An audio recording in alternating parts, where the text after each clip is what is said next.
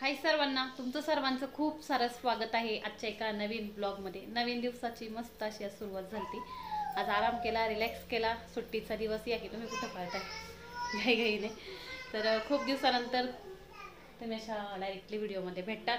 त्या दिवशी एक फोन आला होता, सबस्क्रायबरच होते, असं ओळखीने वगैरे आले होते फोन त्यांचा। मैत्रिणीची कोणतरी रिलेटिव्ह होती, तेव्हा माझा स्टेटसला फोटो पाहिला आणि त्यानंतर ते म्हणजे नाही का आम्हाला कॉल केला तिच्या थ्रू।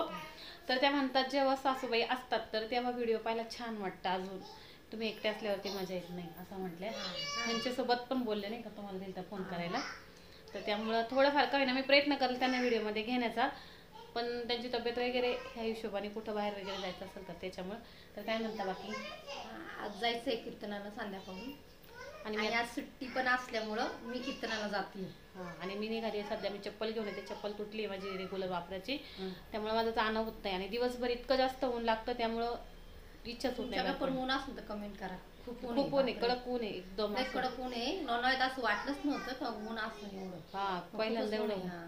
तर त्यामुळं तर मी पहिलं पटक्यानं घाईने जाऊन येते आणि त्याच्यानंतर पुढचा ब्लॉग कंटिन्यू करते। थोडंफारच शॉपिंग आहे, लगेच येते, फार नाही। आता मी निघाले होते मार्केटला जाण्यासाठी। अंधार पाहून अंदाज आला असेल की बऱ्यापैकी टाईम झाला होता, म्हणजेच जवळजवळ 6:30 वाजले होते आणि आताशी मी जाण्यासाठी निघाले होते। कारण दिवसभराचं ऊन, बापरे इतकं प्रचंड प्रमाणात ऊन ना की घरामध्ये सुद्धा थांबण्याची इच्छा होत नाही, तर बाहेर पडण्याचं लांबच राहिलं। त्यामुळे म्हटलं की रिस्क नको, तब्येतही आजारी पडले, पुन्हा उन्हात गेला, ताप आलं, ह्यापेक्षा थोडंसं वातावरण खाली होऊ दे, म्हणजेच थोडंसं थंड वातावरण होऊ दे, त्याच्यानंतर जाऊ। आणि त्याच्यानंतर मयुरीला घेऊन निघाले मी जाण्यासाठी।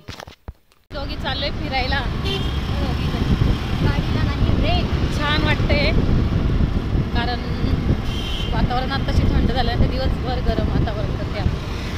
दिवसभरातून बाहेर पडलं आणि झालेलं थंड वातावरण आणि सुटलेली हवा, बापरे इतकं मनाला सुखावं वाटलं ना की असं वाटत होतं कंटिन्यू असंच राहावं। पहिल्यांदा असं झालं असं की लोणावळ्यात एवढी जास्त गरमी आणि एवढं कडक ऊन। लोणावळ्यामध्ये थंड हवेचं ठिकाण म्हणतात, पण ह्यावेळेस बापरे इतकी जास्त गरमी आहे ना की विचारू नका। तर त्यामुळे जाणं होत नव्हतं। आणि ह्या टायमाचा गोंधळ असा होतो की बऱ्यापैकी गर्दी असते, म्हणजे वर्कर लोक जाणारे वगैरे, आणि बहुतेक लोक ऊन उतरल्यानंतरच शॉपिंगला निघतात, त्यामुळे गर्दी असते। तरी पण म्हटलं चला ठीक आहे, खूप दिवसांपासून होतं चप्पल घ्यायची डोक्यामध्ये। लग्नाची शॉपिंग तर झाली बऱ्यापैकी, पण जे आपले रेग्युलर वापरासाठी कपडे असतील किंवा चप्पल असतील तर त्या माझ्याकडे काही राहिलेल्या नाही। आणि खूप दिवसांपासून घ्यायचं असं चाललं, पण झालं गोंधळ असा आता चप्पलांचा की पावसाळा सीझन जवळ आलेला आहे, त्यामुळे जे प्लास्टिक मटेरियल जास्त जे पावसामध्ये युजेबल होतं, तर असंच मटेरियल जास्त आलेलं होतं। तरी बराच वेळ मी इथं पाहिलं, चपल्या वेगवेगळ्या प्रकारच्या, जास्त वेळ नव्हत्या घ्यायचा कारण मला घरी जाऊन पुन्हा स्वयंपाक वगैरे करायचा होता, तर त्यामुळे। आणि सर्वात महत्त्वाचं की पुन्हा अशी कमेंट येऊ शकते की ताई तुझा आवाजच येत नाही, पण गोंधळ असा झालेला आहे, माझा माईक बिघडला आहे, त्याच्यामुळे मला व्हॉइस ओव्हर बिना माईकचं करावा लागतो। दुसरी गोष्ट की जायचं म्हटलं तर अजून वेळ भेटला नाही माईकला नवीन घेण्यासाठी। त्यांनी दोन वेळा चेंज करून आणला माईक, त्यांनी ज्या पद्धतीने आणलेला, पण जेव्हा मी त्याने व्हॉइस ओव्हर करते, आपण व्हायब्रेट होताना आवाज कसा येतो तर तसा त्या माईकमध्ये येतो, त्यामुळे मला स्वतःलाच जावं लागणार। तर बराच चपला पाहिल्यानंतर इथं लगेच ही चप्पल फायनल केली। पॅटर्न थोडासा जुना आहे म्हणजे बऱ्यापैकी, पण म्हटलं की चला ठीक आहे, बाहेर पण युजेबल होईल, म्हणजे मी त्याच्यामध्ये कम्फर्टेबल होते। आणि मी अजून तरी तो पॅटर्न यूज केलेला नाही, म्हणून म्हटले जाऊ दे राहू दे। चप्पल घेतले आणि लगेच घाईने घरी आले। तर घाईने घरी आल्यानंतर आरवीचा गोंधळच इथं भलतीच परिस्थिती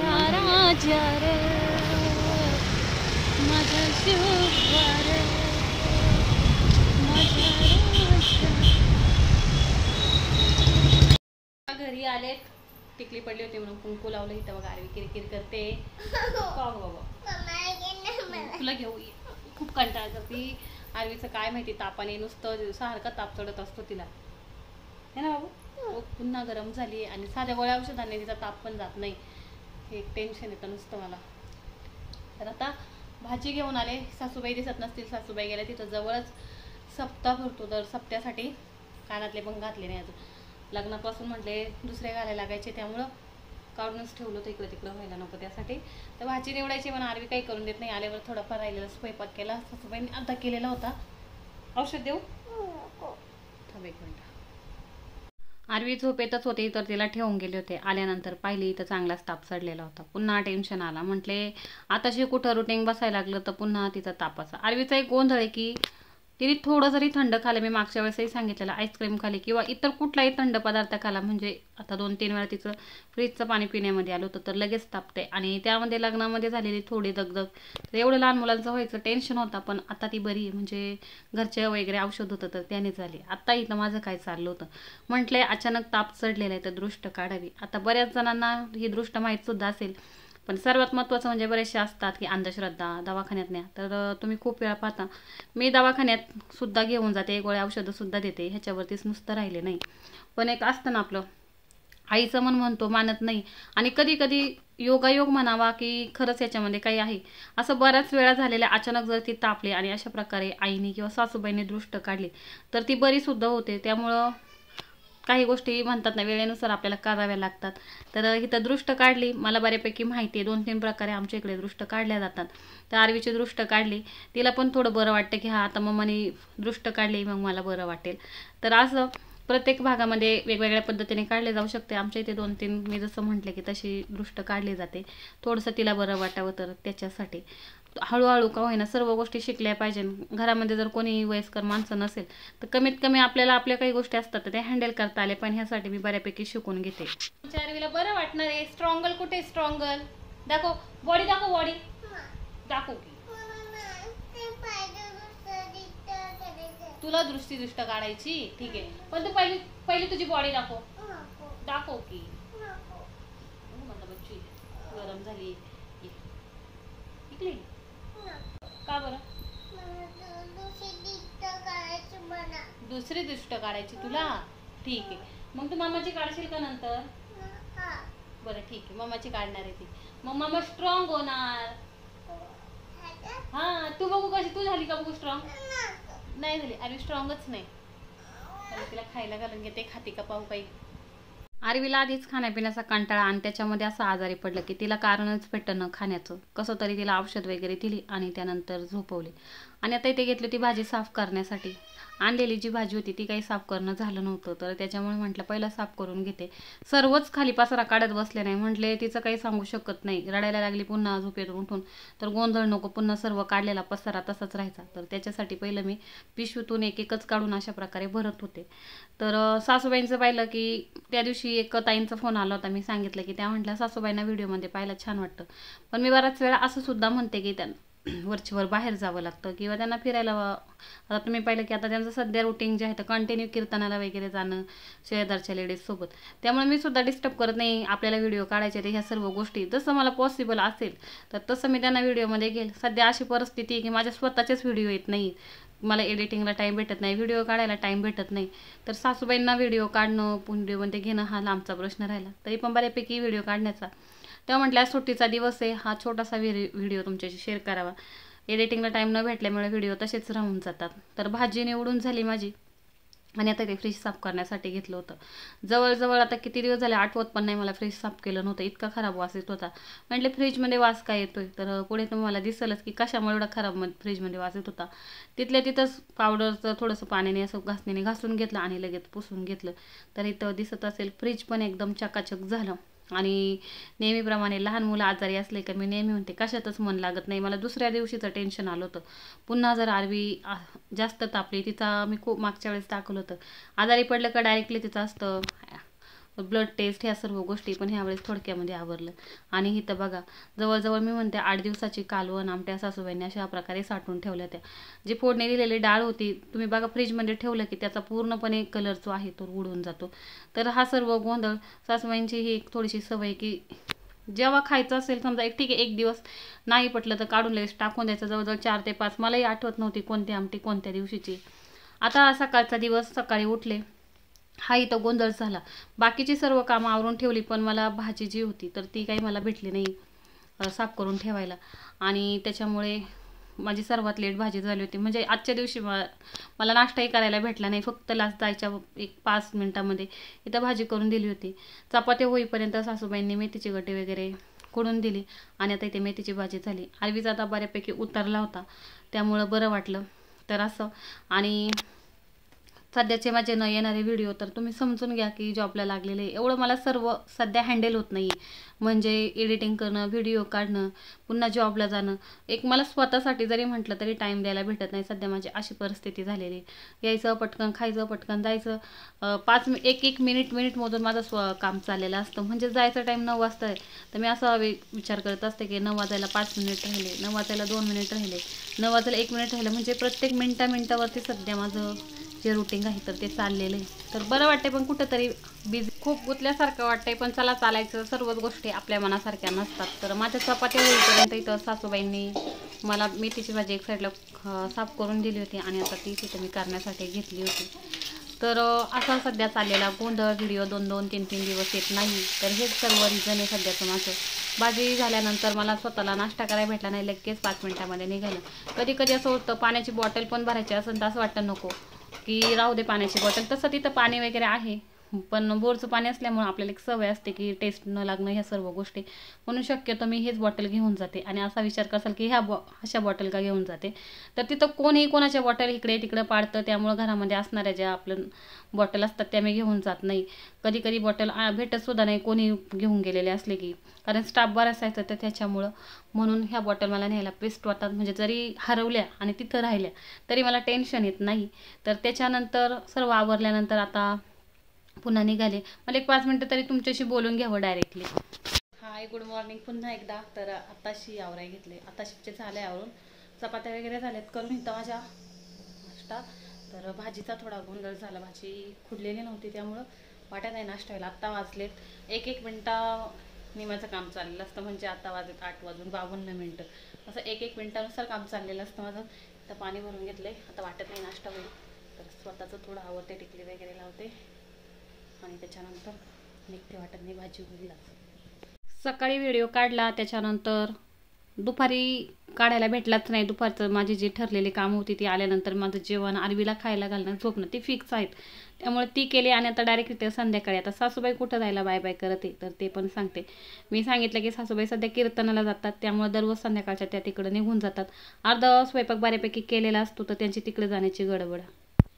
घरी पुन्हा यांची झाली कीर्तनाला जाण्याची तयारी. मस्त काठपदरची साडी वेअर केली आहे, लग्नामध्ये घातली होती, धुवायचीच होती तर त्यामुळं घाई झाली. बोलत बसत नाही त्यामुळे मी फास्टमध्ये सांगते बाय बाय. तर त्यांची चालली गडबड गोंधळ. तर त्यामुळं तर किचन वाटा आवरायचा पडला अजून माझा. पाण्याची बॉटल तिथं जेवण पण असतं का? पाण्याची बॉटल भरलेली आहे की नाही काय माहिती. बॉटल नाही भरली, देऊ का भरून? दे आरती छोटीशी. सासूबाई कीर्तनाला निघून गेले आणि आता इथे चालली होती आरवीची मस्ती. बरं वाटलं जरा हसताना खेळताना पाहून तिला, कारण टेन्शन होता की दिवसभर बरं वाटतंय की नाही त्याचं. तर इथं तिला चालला होता हसवण्याचा प्रयत्न. एकसारख्या वयाची पोरं आली की ती जरा एकमेकांसोबत कम्फर्टेबल खेळतात पण आणि भांडतात पण तेवढी. तर इथं थोडा वेळ त्यांचा खेळ बघत होते की काय चाललंय ते. का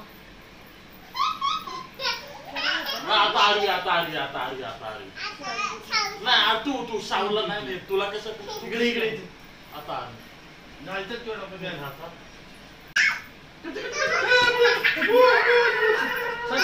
बाहेर त्यांची खेळणं चाललेलं होतं. आरवी थोडीशी नादवलेली होती तर तेव्हा म्हटलं इथं पटापट माझं राहिलेले कामं आवरून घ्यावी. त्या चपात्या करून जातात. मी त्यांना सांगितलं की फक्त चपात्या वगैरे करून जरी गेलं तरी मग बाकीचा स्वयंपाक काय पटकन होतो. आल्यानंतर खूप कंटाळा येतो. दिवसभर कोणी नाही म्हटलं किती आरामदायी काम असलं तर बसून तर नक्कीच ठेवत नाही. तर त्याच्यामुळं मग त्यांनी अर्धवट स्वयंपाक केला होता आणि जर राहिलेला झालेला पसारा होता तर तोच मी आता इथे आवरण्यासाठी घेतला. म्हटलं तेवढंच हलकं पडेल तर त्याच्यासाठी. बरं वाटलं की तिकडनं आल्यानंतर ती जरा बरी होती. असं टेन्शनमध्ये चालले होते की तिला बरं वाटत असेल का नसेल का. पुन्हा आहे तशीच तिची परिस्थिती की तिचा ताप जास्त चढलेला आहे. तर ह्या सर्व गोष्टीचा टेन्शन होता. पण हसताना पाहिली नंदेची मुलगी आली होती त्याच्यामुळे ती थोडीशी गुळून मिळून गेली होती. तिचं दुखणं जे आहे तर ते बाजूला सारलं होतं. आणि मी खूप वेळा असं म्हणते सुद्धा की ती आजारी पडली तरी ती अशी झोपून घेत नाही किंवा असं वाटणार पण नाही ती आजारी. ती खेळत राहते तिच्या ताकदीने.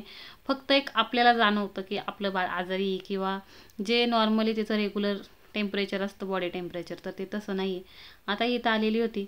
दोघीजणी खेळतात पण बापरे मस्ती एकमेकींना मारण्याची खूप भीती वाटते. कधी काय एकमेकींच्या पटकन डोक्यात घाललं तर सांगू शकत नाही. तर आता माझं इथं आवरलं त्याच्यानंतर तिला भरवायचं सुद्धा असतं. तर असं आणि गरमी बापरे, संध्याकाळ झाली होती तरी इतकी जास्त गरमी होती की काही करावंच वाटत नव्हतं.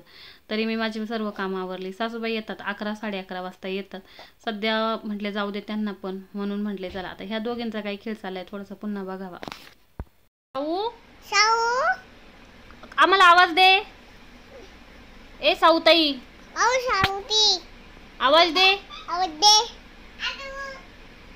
कसा आवाज येते बघू? अरू कशी म्हणते ती? अरू. साऊ गुड नाईट.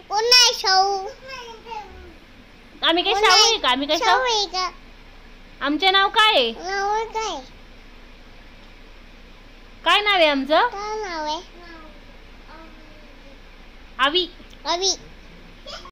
तिने औषध पिलं. Good girl. साऊ इकडे इकडे इकडे. एक कोण गुड गर्ल इकडे बघा. ह्या दोन ह्या डॉल बघा. डॉल ही माझी आरवी. आणि अजून कोण एक डॉल आहे? कोण आहे? इकडे इकडे इकडे. ही आमची शाऊ है ना बाबू. तोंडात बोट नाही घालायचं. असं वेड्यासारखं नाही करायचं. हाय करा. हाय कसा करता तुम्ही? हाय. साऊ कशी आहे?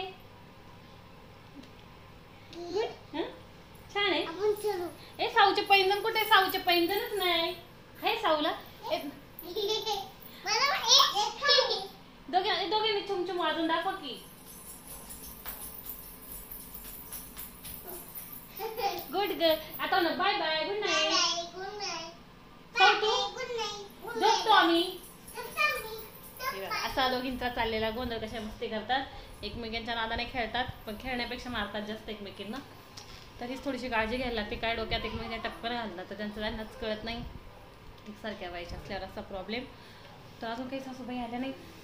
औषध दिलं, आज नाही फरक पडला तर पुन्हा उद्या इंजेक्शन द्यावं लागणार. इंजेक्शन द्यायला काही नाही भीती वाटते. पुन्हा ते मग सांगतात ब्लड टेस्ट कर, हे कर ते कर.